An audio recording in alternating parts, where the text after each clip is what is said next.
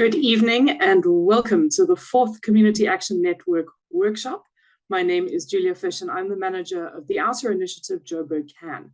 We host these sessions monthly on the second Wednesday of the month as an interactive space for local community organizations to learn how to expand some of the work they do and learn from each other about ways to get action or accountability.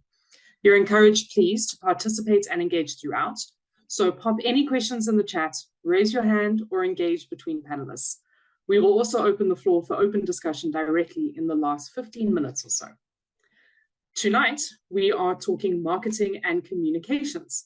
Residents' associations and community initiatives are becoming the front line of information and education on local government.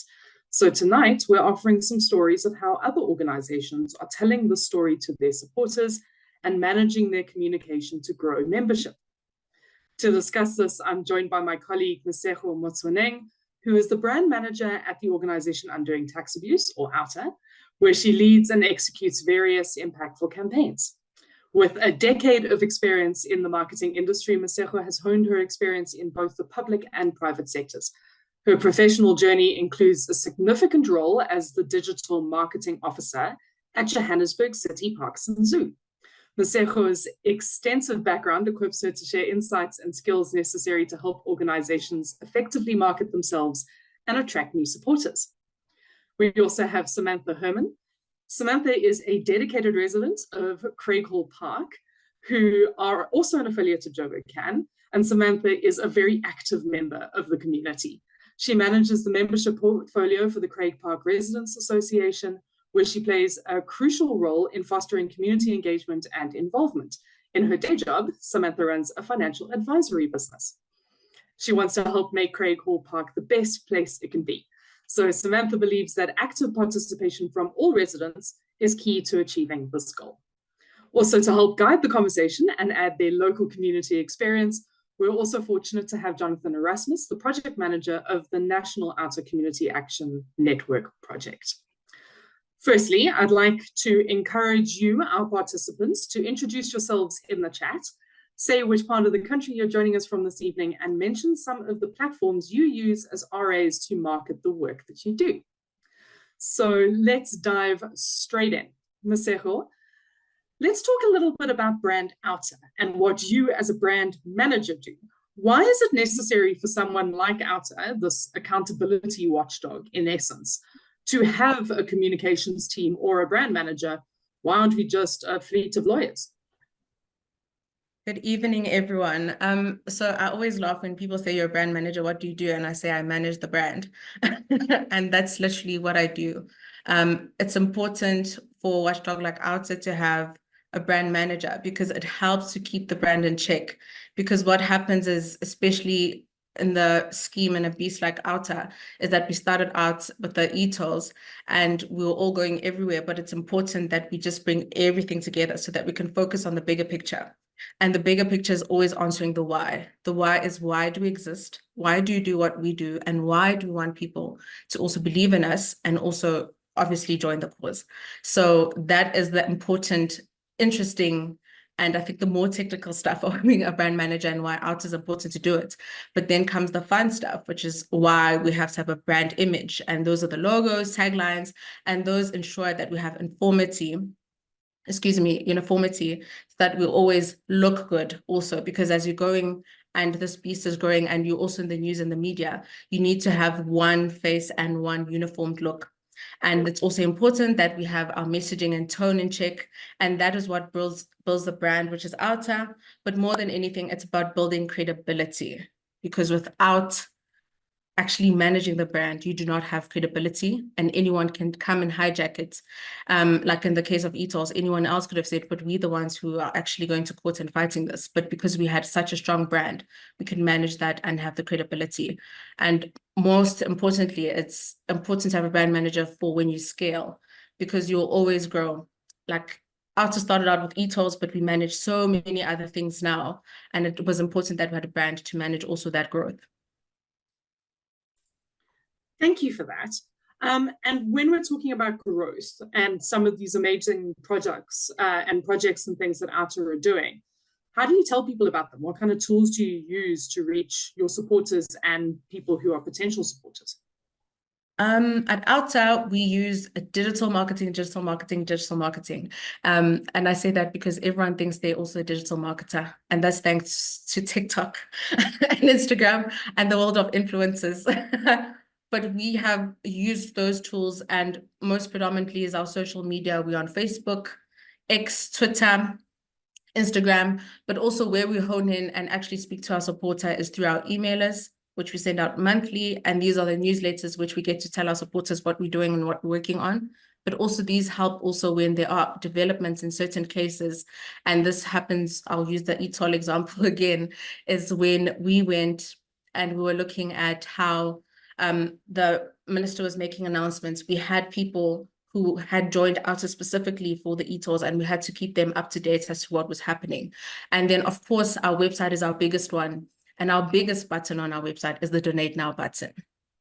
And that one is the tool that we use the most because we drive all this traffic from also our WhatsApp channel that we've started recently over the past 2 months, and all the social media and emailers to drive people to the website. Because ultimately what we want them to do is donate. And also we run monthly campaigns which push people to our donate button. And also these are done through our paid media. But as I've said, all this thing, what we're fighting currently in the digital marketing space is the big bad algorithm.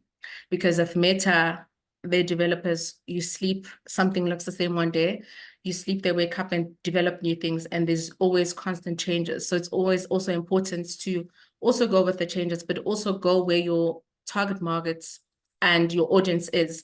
And for instance, we've seen also people moving a lot to WhatsApp for business, WhatsApp groups and WhatsApp channels, because that's where people are and that's where they use or rather spend most of their time. So it's also important to have that.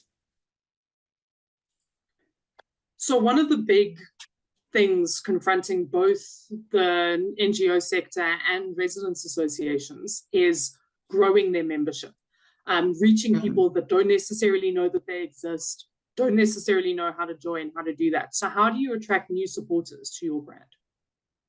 How do we attract new supporters to your brands? I think that's also something we deal with a lot, but I think you need to go into the database that you have currently. And the database that you have currently, you can run newsletters, but find out what the people want. And when you find out what the people want, you need to listen to them, because sometimes the answers that you're looking for to get the new people already exists in the current audience that you have. So also what you need to do is you need to maintain the relevance. And unfortunately, in the RA space, we also know in communities, some people will join an RA because we are fixing the water issue, or there's a lot of load shedding. And as soon as that issue kind of dies down and that's done, they kind of move along. But also not forgetting that as much as we want new supporters, we need to retain the ones that we already have. So it's always important to also have great campaigns that keep that going, but also through collaboration and networks. I think that's how you also get new supporters. So you need to find out what other organizations are doing. And I think at Alta, we also form part of big with other CSOs and big networks there. And that's also how they found out about Alta, found out about the work that we do. And that's also how we can go in and attract new supporters. But more than anything, your biggest point is that you need to give value and benefits. And if those are your two strongest points, you can get any supporter, because they need to know what the value it is in joining your organization, and obviously the benefits that they can get. But also, I think for us, how we always get new supporters, that our work has a tangible impact on people's pockets. Again, ETOLs, we look at car power ships, we look at the campaign that we for rates. They have a tangible impact and they affect the pockets of the people. Excellent, thank you for that. Now, obviously in the introduction, I said that you used to work with the city and City Parks and Zoo. So wearing your other hat for a second and coming from government communications, what benefits does a strong brand and a good supporter base have when you're trying to make those relationships with government and kind of build a brand to be able to have that stakeholder relationship as an MPO or residents association? I think the most important thing that I saw is that the ones that got it right are you need to organize and come into a group. So as you said, I sat in the digital space, so people would say my tree fell, the grass is not cut at the park, whatever. And then sometimes also when those queries are coming in, it's for one area, but they're coming in from 10 different places. So then you can't also keep track of it, because then also there's 10 million reference numbers for one query. So it's, as I say in the space, it's important to organize, but organizing also helps so that us as, well, not us, well, the municipality at the time could manage and get the query sorted also quicker, as opposed to, as I'm saying, the query is coming from 10 different places. But also if you mobilize and you need to get media attention about an issue that's not being solved, it's also important that it comes from one brand, as opposed to coming from Julia and Nomasoko. Then the efforts are also not coming together as one, but they're so split. But also it helps so that they're, like when you have that strong organization and NPO, is that it doesn't open up for, how can I put it? It shows that the community also wants to make a change, and they also want to be part of the solution.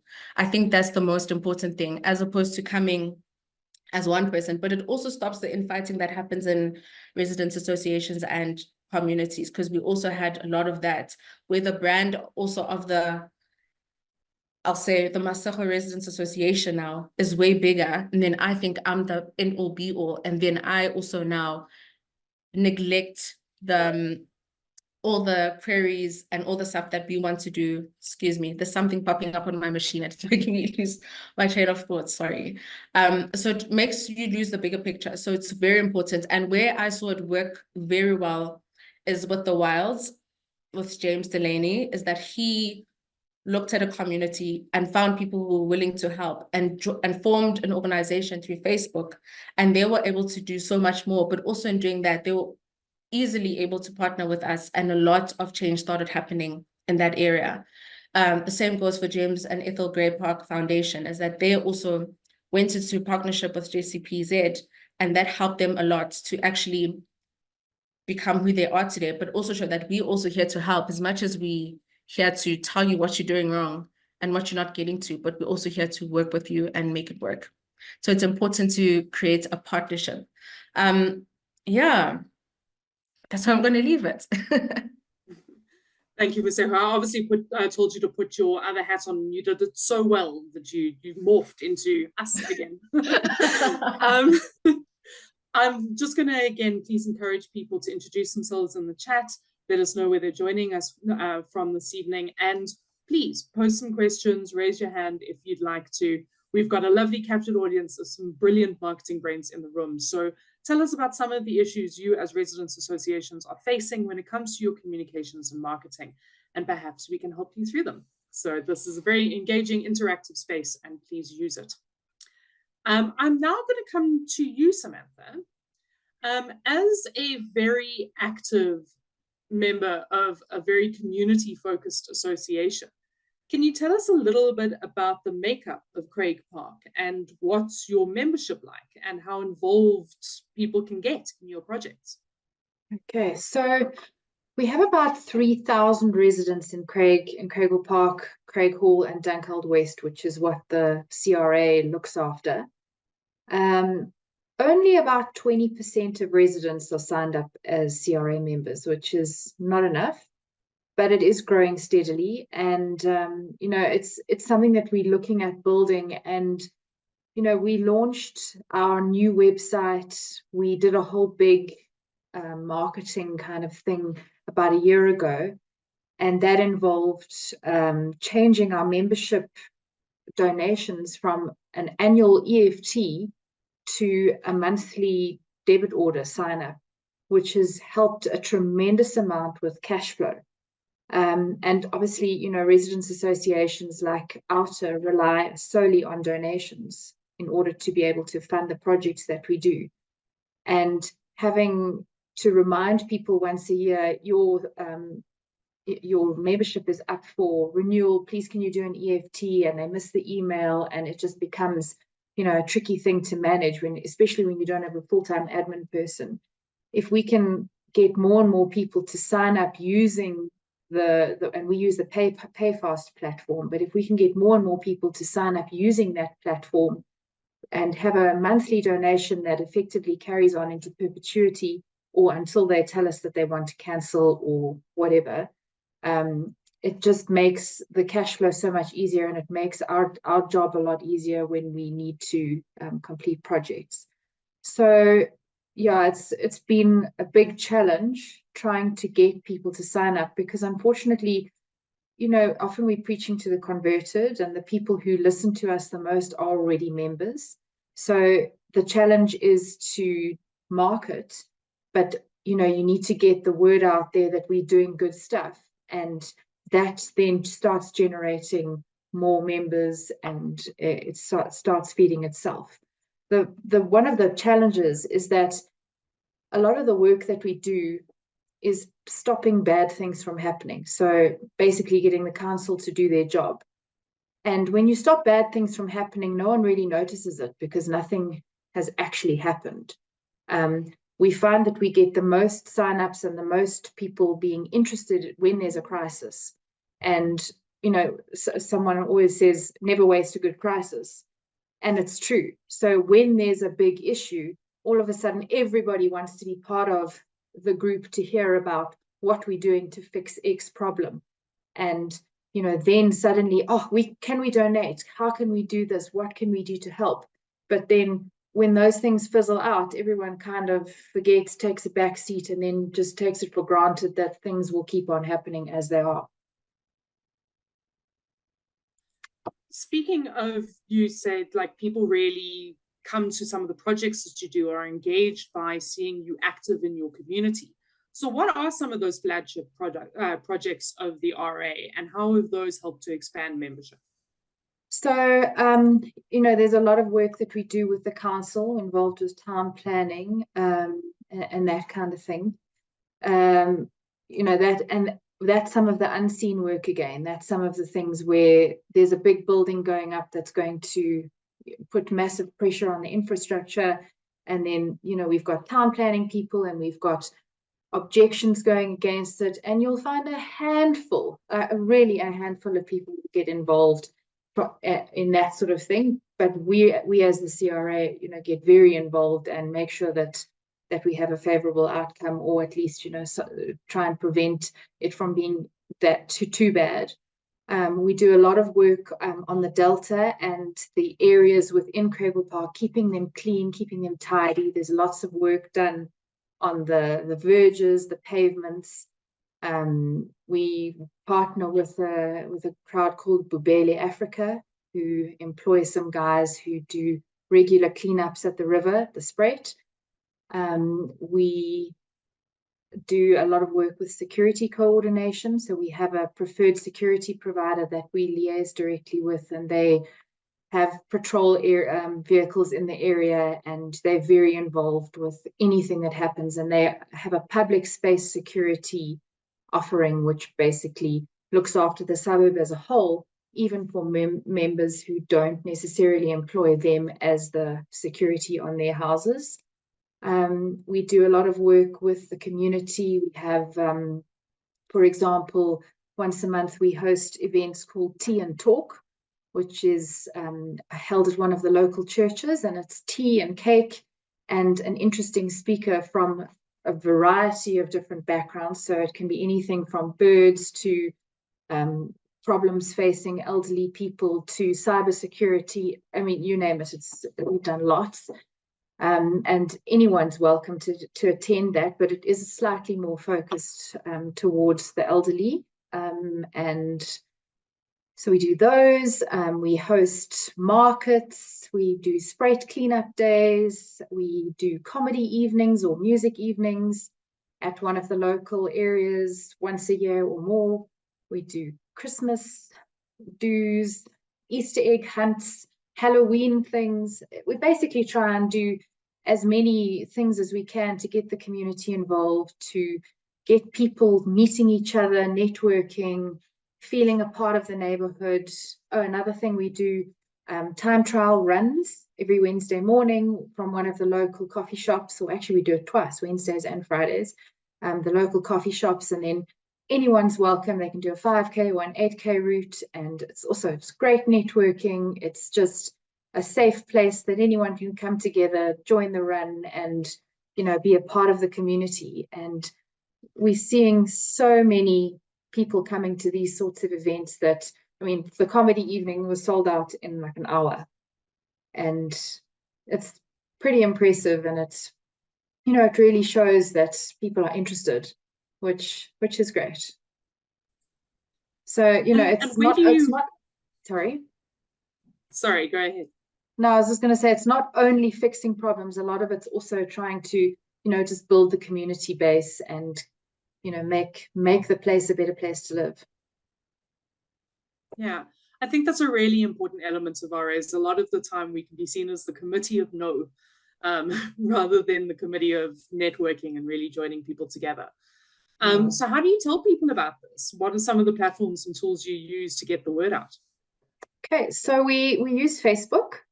We have a Facebook page, and that's also linked to various other pages. So, for example, the Craig Park Residents Association, we have a page. We have a Craighall Park page. We have a Delta Park page, which is not managed by us, but it's a sort of sister page. And then the main thing we actually use is a WhatsApp group. And it's not a normal WhatsApp group, it's a WhatsApp community. And a WhatsApp community is slightly different to a normal WhatsApp group in that it basically is an umbrella that looks after a whole bunch of smaller groups. So, for example, our WhatsApp community is made up of about 70 different groups, and each WhatsApp group, so there's one for each street, then there's one for pets, lost and found, there's one for the time trial running, one for buy and sell, local businesses, electricity and water outages, solar stuff, you name it. We've got groups for anything that may be interesting, an interesting thing for someone in the suburb. Residents are also allowed to suggest groups. But anyway, so that we've got the 70. And if you are part of one of those 70 groups, you are then in the community. And the community has got an overarching head, which is the announcements group. So if you are in any of one of these small subgroups, the announcements group will automatically be something that you receive messages from. So what we then do is once a week on a Friday, we send out notification messages which go to everybody in the whole community. And we try not to be spammy because we don't want to lose members and we don't want to irritate them.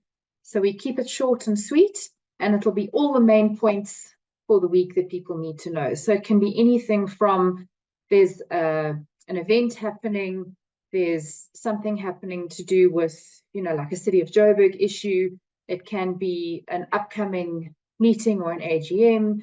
It can be a community issue, like maybe there's something happening that people need to know about, an event or whatever it might be. And then, we send that out to everybody, and we try and encourage them to pass those messages. Tea and talk goes on there, whenever there's an invite.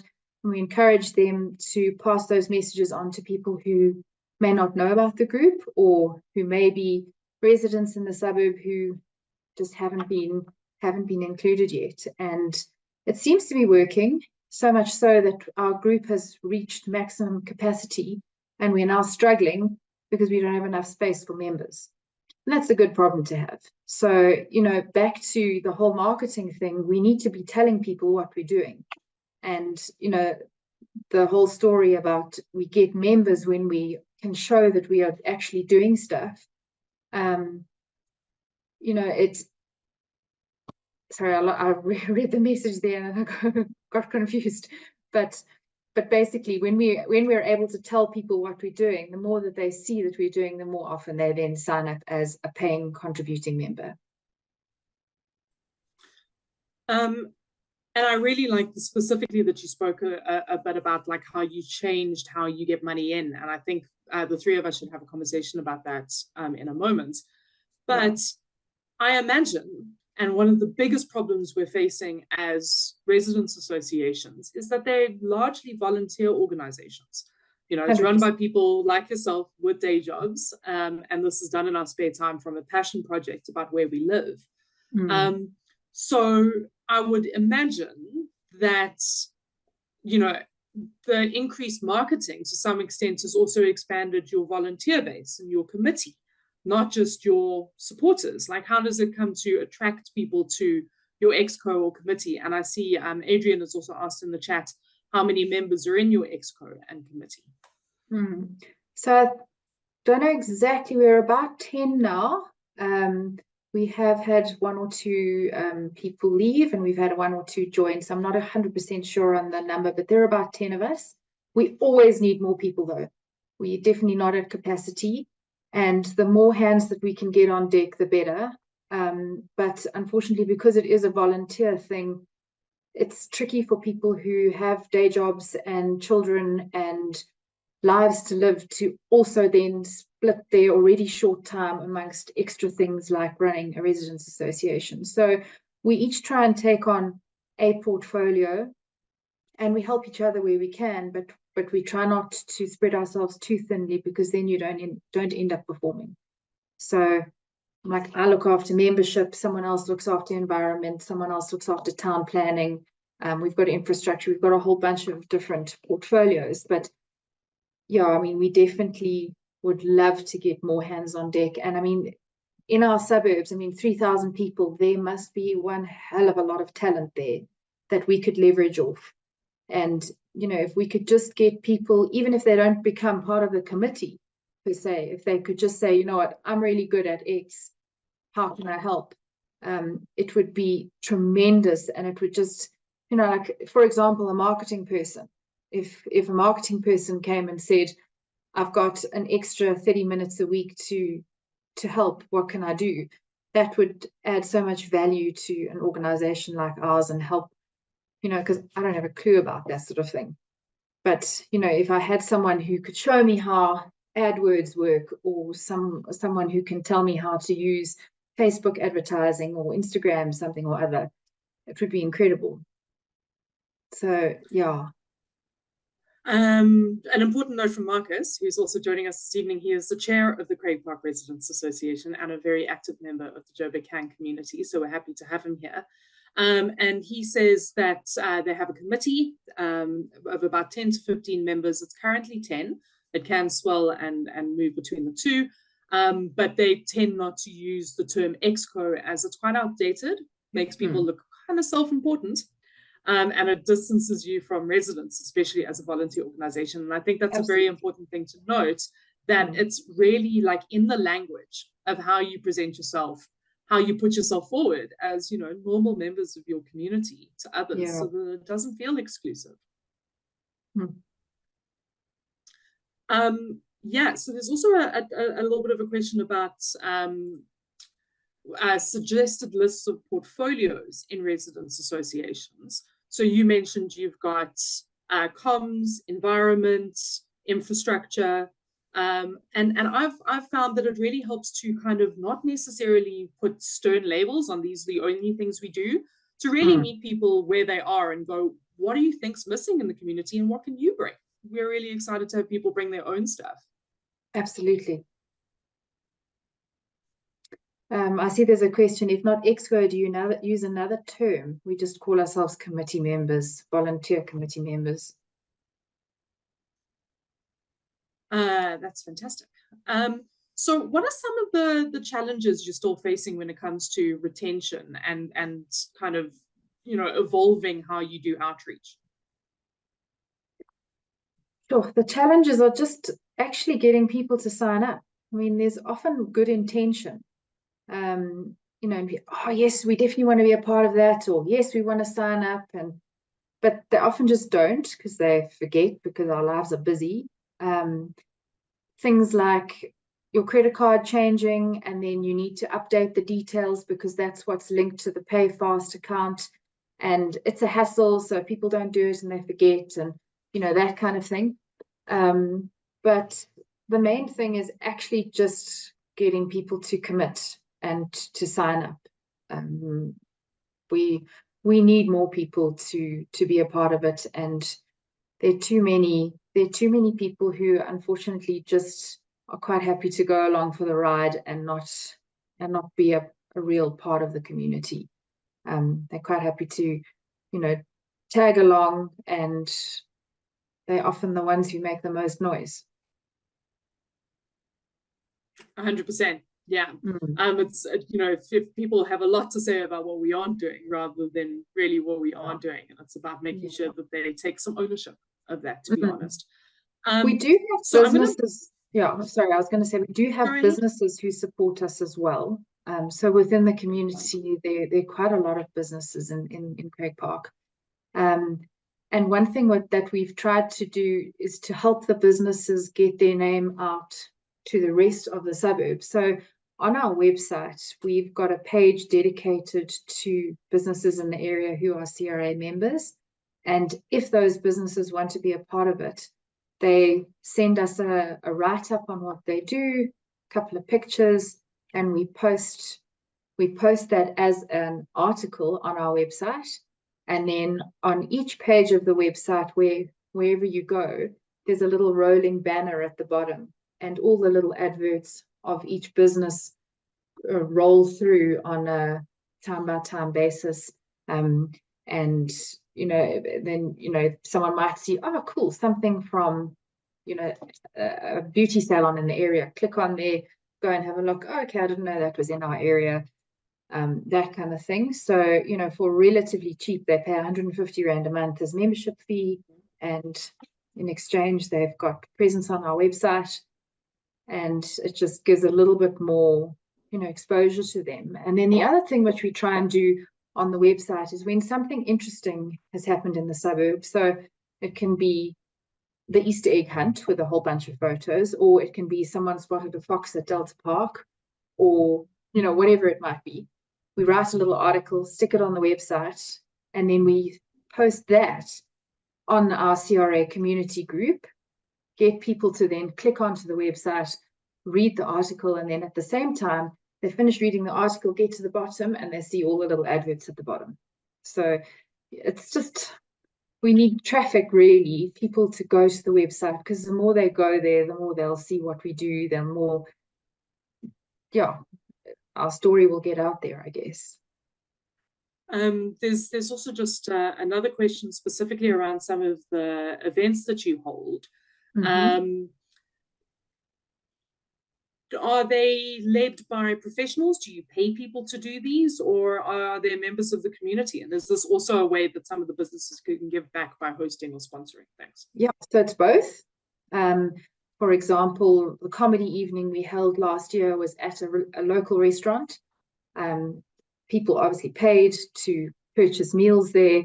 We had a comedian who presented, and a musician, and we had to pay for tickets as residents, and the comedian earned a salary or a payment from it, as did the musician, and it ended up being, a paid for event, but any profits then came into the CRA to be used to do work. And then some of the events are completely volunteer based. So, for example, the Easter egg hunt is run by members of the committee and other volunteers. And we got donations from local stores of Easter eggs, and those were what we hid for the kids to find, So it's a bit of both. The Halloween is very much community driven. That's not professional. That's done by someone who puts on an excellent show at his home with a whole bunch of incredible decorations. He's very passionate about Halloween in general and spends weeks putting the house together, but he does it completely self-funded for the community, because he really, really loves it. So, yes, some things are paid for, some things aren't, but generally we're not likely to get a whole bunch of revenue from members' donations and then spend them on parties and having fun. We try and keep the costs that we incur, things that we spend money on, to be causes that are, for the betterment of the suburb and the community. Things are either self-funded or, we rely on someone or rely on the community to pay tickets. I'm just going to mention that if anyone wants to get involved and ask some questions directly rather than the chat, just raise your hand so we can unmute you and you can participate. And just one more question from the Q&A. Is there much engagement between the residents' associations and things like ward committees? Absolutely. So Martin Williams is our ward councillor in the area. He sits with us when we have our CRA committee meetings once a month. He's very involved with us as a group. He's on our small committee WhatsApp group. We liaise with him all the time. He's incredibly dedicated to the suburb, and he's very good at communicating back to us about things that he's dealing with the city. So there's a lot that goes on between us and our ward councillor. And just to kind of go to what Jacques is saying in the chat, how do you kind of walk the line between, you know, what can be kind of adversarial oversight where you've got to actually take it to them for not doing their job, and then participating and collaborating with municipal stakeholders? Sure, it's difficult, but I mean, we obviously try and work with the city as much as possible, and we follow our ward councillor's guidance wherever we can. And we try very hard to work with them and help them to help us, because, you know, the better they do, the better we do. I mean, if there's water issues or road issues or all that, we need to keep reporting. We need to keep the communication lines open, continue escalating, but we also can't sit back if nothing's being done, where reports are being raised, and, you know, then we have to start trying to take things a little bit further. But, you know, we need the help of things like ALTA for that, because we can't do it. Yeah, and it's always good to be part of a network where you're speaking with one voice, and it's not necessarily just the Residents Association taking it all on yourselves. I'm going to bring Mosego and Jonathan in here a little bit, and we can talk about some of the bigger picture things. Like, one of the things that came up was, you know, how open do you make these platforms to how many people? So obviously you've got your community on WhatsApp. We have a feedback group to our affiliates and other RAs. But, you know, when you've got things like Facebook platforms, Instagram platforms, X platforms, WhatsApp platforms, and you're putting yourselves out there, a lot comes back that isn't all that either helpful, that isn't too intrusive, and it's a kind of thankless job. You can get kind of attacked a little bit online. That's true. That's true. I mean, so how do we balance that? How do we keep the groups closed? How do we balance, like, who's allowed to access what we're putting out there while still kind of getting to people that aren't necessarily members? Yeah, it's difficult to keep the groups completely closed. We do, wherever possible, try and make sure that those who are joining the groups are actual residents in the area. And, you know, the odd one obviously sneaks in. We've had a couple of, you know, people who shouldn't be on the group maybe included, but you know, it's very seldom an issue. But, you know, the issues come in where I get shouted at because the pothole isn't being fixed on my street. What are you doing about it? Oh, I'm trying. And, you know, we also have to try and help people to help themselves. So, you know, we've got a look and log sheet which shows all of the different places that you can report an issue. So if you've got a fallen tree, who do you report it to? Electricity outage, who do you report it to? Because, you know, a lot of the time people think that someone else is reporting it, so it'll get sorted out, and they don't realize that we actually all need to do our own bit.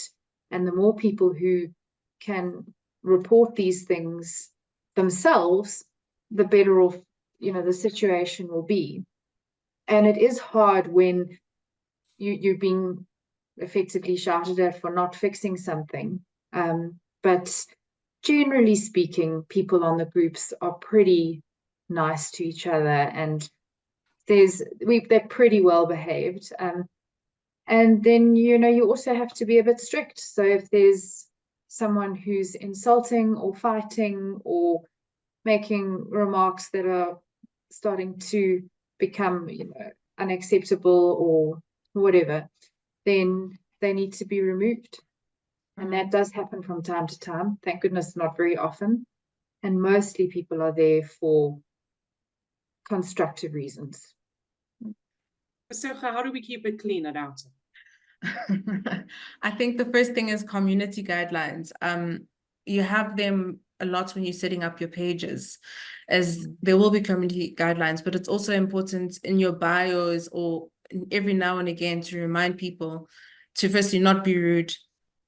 Those little things, and those, because there will be a few bad apples who'll be rude or just cause havoc. So it's always important to do that. And what helps us is that you have to manage these groups. So it actually does take someone sitting there and actually looking through every single comment, responding to comments, removing the ones that aren't appropriate, hiding, deleting, all of that stuff. So I think that's the responsibility that comes with having these platforms, is that you must also manage them very well. I know, like for instance, with Eskom's push, they've got Ask My Street.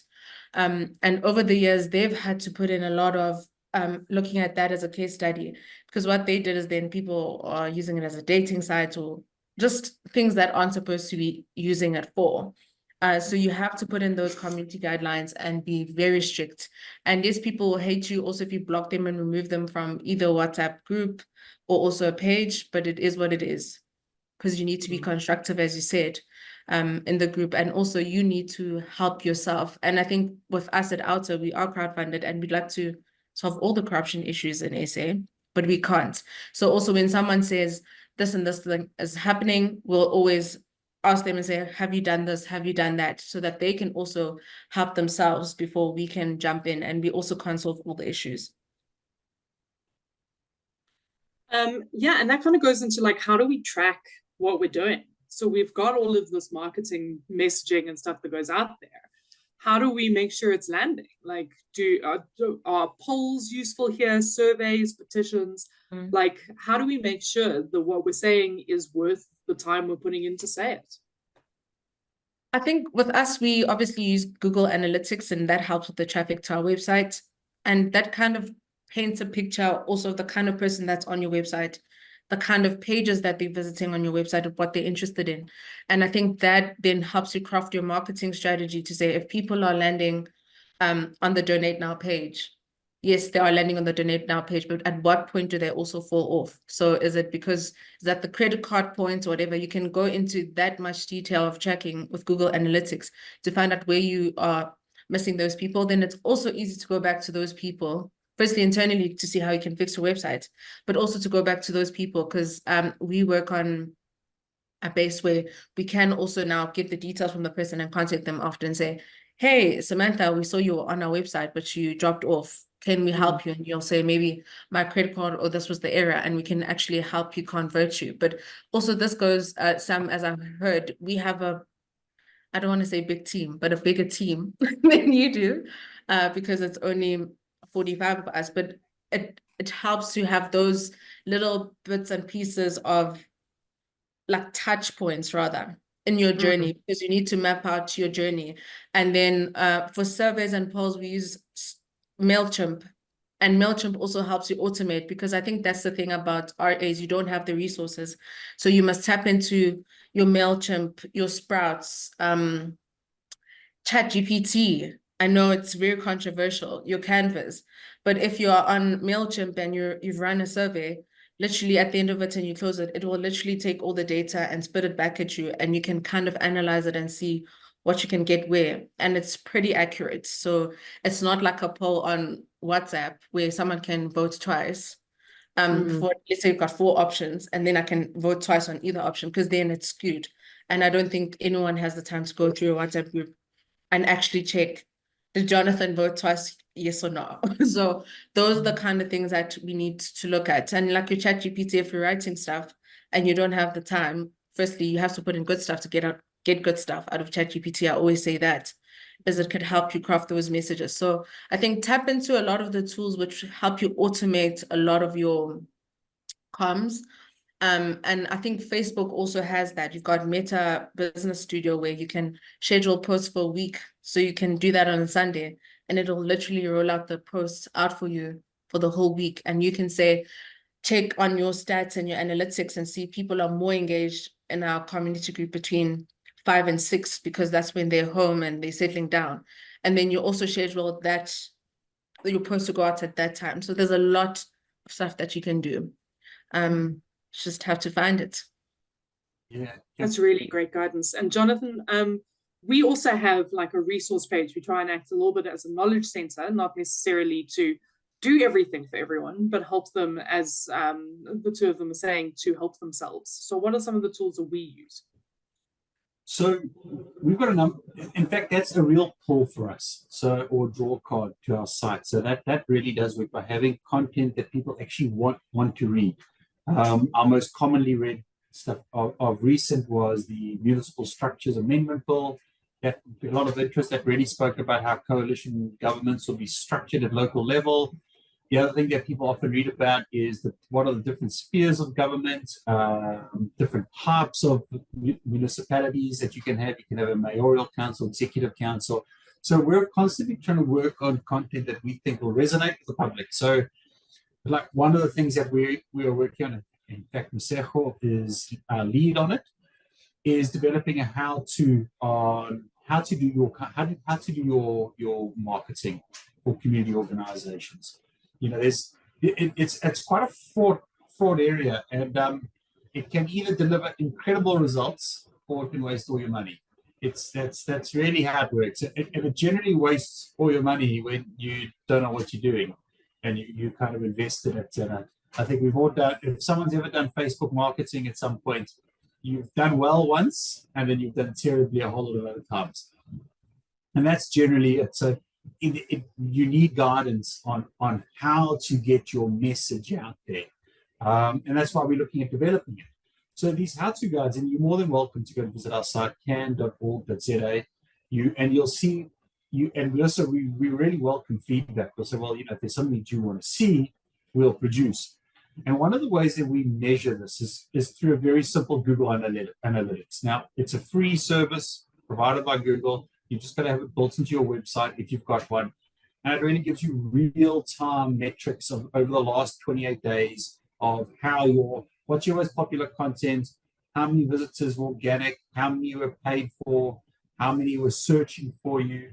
And we've been really surprised how many people have been searching for our content on their own back, you know, not through any of our kind of push content whatsoever. And we realize it's because there's a need.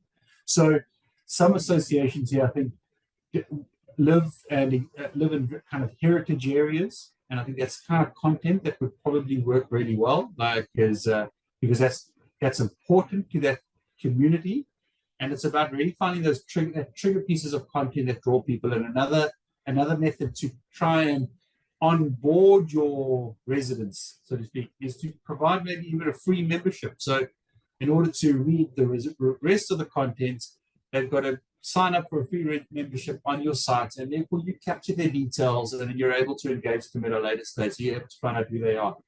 And what we're finding out of all of this, though, is that personal contact works, that phone call works, that knowing each other's name works, and there's just simply no way around it. Specifically in our tight-knit communities, I might work at CAN and for outside, but I'm also part of a community association too in my area in Durban, and we really do have to communicate regularly. And it's important. One of the things that we did to clean up our WhatsApp group, for instance, was we nominated.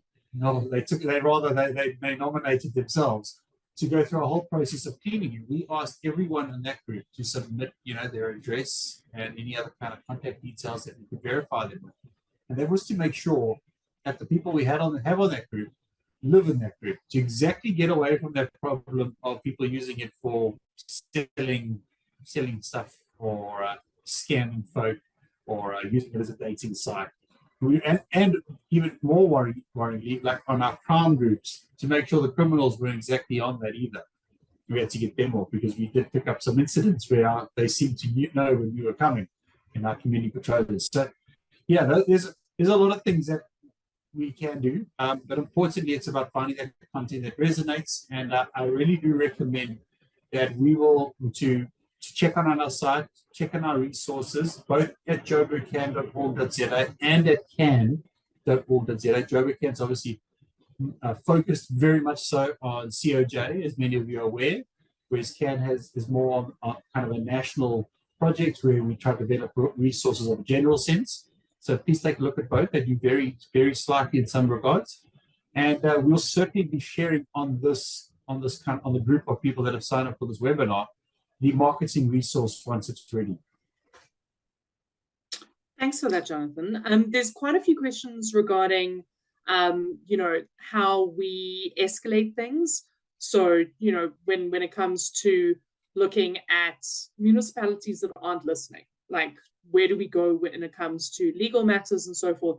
And that is something that we address in the rest of our webinar series. Like, for instance, at the end of this month, on the 31st of July, one of the biggest costs for residents associations at this point is fighting development planning applications.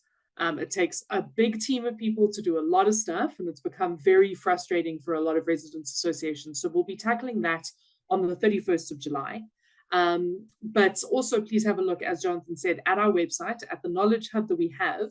So there's the webinar hub, and it's got a lovely little back history of all the webinars and workshops that we've hosted here. And part of that was a very good one right at the beginning of the year on how to log a dispute. And this is something that's coming up time and time again, and it's become a huge issue for residents associations and really clogging up those WhatsApp groups and Facebook communications. Is people going, I want to know about this reinstatement with the city. I'm having a problem with my bill. I've been overcharged. They've come and disconnected me. All those kind of things, for instance, like how do we escalate that and that kind of thing. That's all there. How to log a dispute. It's also one of the resources on our site. So if you go and have a look at our billing section, there's a little bit of guidance to try and help people get them off your backs as RAs, because I'm sure that's something that takes up a lot of your time. But if there's something to be seen for saying, we have a resource, we've got this thing that can help you figure this out, it really does help to shout from the rooftops that these resources exist, and you're plugged into them. I think really showing people that we're part of a bigger family that are all pushing back against local government and what's happening in our homes and in our municipalities makes a big difference to how people perceive us as residents associations. So Michael, how can you get copies and recordings of all our past webinars? They're both on the outer YouTube channel, as well as on joburgcan.org.za and can.org.za. There's a little button right at the top that says Webinar Hub, and everything is there. So what are some of the campaigns that you've done, all three of you, that you think in hindsight didn't work and might be a pitfall for other organizations? That, you know, some of the things that maybe have been a bit short-sighted or have caused a lot more work than you would have liked, and would like to kind of tell people to apply the brakes to. Can I go first here? It's running surveys with not having clear-cut answers and allowing people to write their own answers. I think that was a lesson learned early on. You know, always try filter the answers as much as you can. Rather ask 10 or 15 multiple choices than ask people for their general comments, because kind of milling through that data can sometimes just be really, really difficult. So you kind of go into the survey, for instance, to find out what you want, but you've got to obviously have some kind of idea of what you're looking for, and then make sure the questions are targeted. So that we learned early on. I mean, that when we did that several years ago, it really was a nightmare to go through everything and then try to understand what people were telling us, try to make sense of it. And I think we just ended up rerunning the survey in a more succinct way.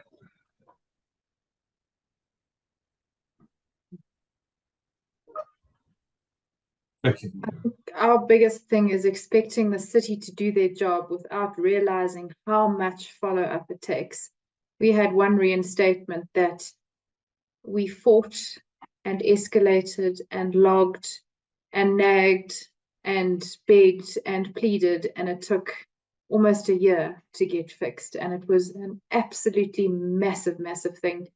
The Rosebank Gazette helped a bit by writing articles that then, exposed the city and the lack of work that had been done. I mean, we were just logging things and it was kind of going into black holes. But I guess, we try and we do a lot, but and unless something actually happens, people don't think you've done anything. So you might be running around for 9 months, twice a day, speaking to someone at the city and escalating things, but until it actually gets fixed, they don't think you've done anything. So that's one of our biggest hurdles and definitely our biggest challenges. I think on our side, the biggest one, I will not mention, of course, which campaign, but was running a campaign which we thought was important for our supporters to get involved in and get behind, only to find that they are actually not interested in it. And we had obviously put in resources, time, and all this planning into it and had this big bang launch and everything. But then our supporters weren't really interested. And I think some of the questions, even in some of the content that we're pushing out, was the relevance of it to what they also want to see Outer do. So that, I think, was one of the biggest learning curves for us. And I think it goes back to the point that I made earlier, is listen to what the people want, because they will always guide you. Yeah, and it always comes down to money. Someone mentioned it in the chat, and it's sadly exactly true. Residents associations are the front line of filling their own potholes, painting their own roads, doing all of this work, and it's not sustainable. Yes, we can launch a project and ask people to pay for things with us, but it doesn't always work. So it's about, being able to create mechanisms to bring people along. So thank you so much for joining us tonight and giving us some of the tips on how you get memberships to answer that critical money question. Throughout the series, we constantly learn that the tools and mechanisms to be active citizens are not a quick fix. Time, money, political will are all needed to get action, and the case studies we discuss are definitely not a one-size-fits-all, I'm afraid. But I think that we've heard today about the successes that can be made when communities are informed, networked, and engaged, and the work your organizations, I know I'm pretty biased because most of the organizations here present are Outer-based, are doing real groundwork. And like I said, it can be a bit thankless and a bit invisible sometimes. But if we change that and be loud and proud about all the work we're doing in our communities, there can have big benefits and more sustainable associations, more money. Next month, our workshop series is out to give you some relief in your pockets.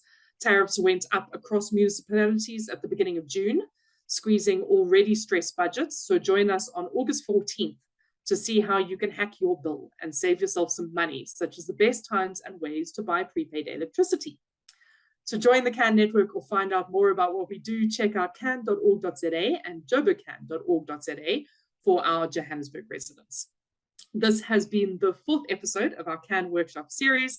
Let us know what types of topics or questions you would like us to tackle in these monthly workshops so we can be sure to grow and engage with your community's burning questions. From me, Julia Fish, Samantha Herman, Mosejo, Jonathan, and the entire local government team at Outer, thank you and good night.